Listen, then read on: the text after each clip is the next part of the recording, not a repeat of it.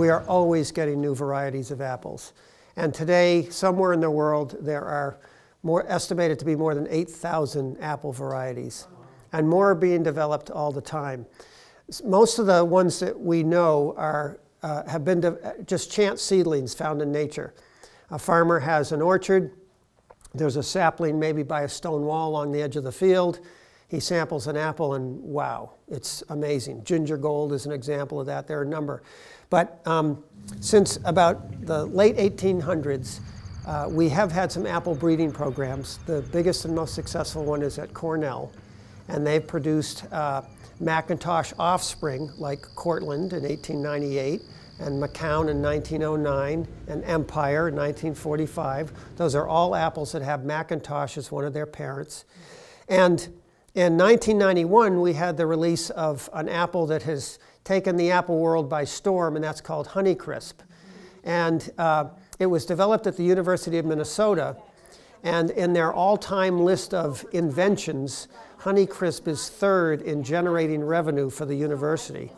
So as a result of this, the remaining apple breeding programs have been hard at work to try and come up with the next super apple. So when you go into the supermarket today, you're going to find some new varieties like Jazz or Temptation or Jumani, these kind of odd names that have nothing to do with apples. Some of them are very good. Some of them we won't know 50 years from now. But they're all part of this desire to come up with the next great apple.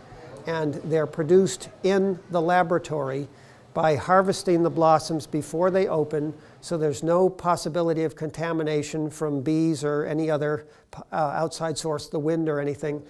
And then they carefully scrape the pollen off of one blossom with a little comb, and then they bring that over to the first blossom and open that up and fertilize the first blossom. And the head of the breeding program at the University of Minnesota estimates that it takes about 20,000 seeds to produce one sapling that may have potential. And you know, that eventually, that's grown in a greenhouse for a few years. If that becomes, you know, if that's seen as having promise, it's eventually assigned a number. And then it's eventually planted out in the orchard.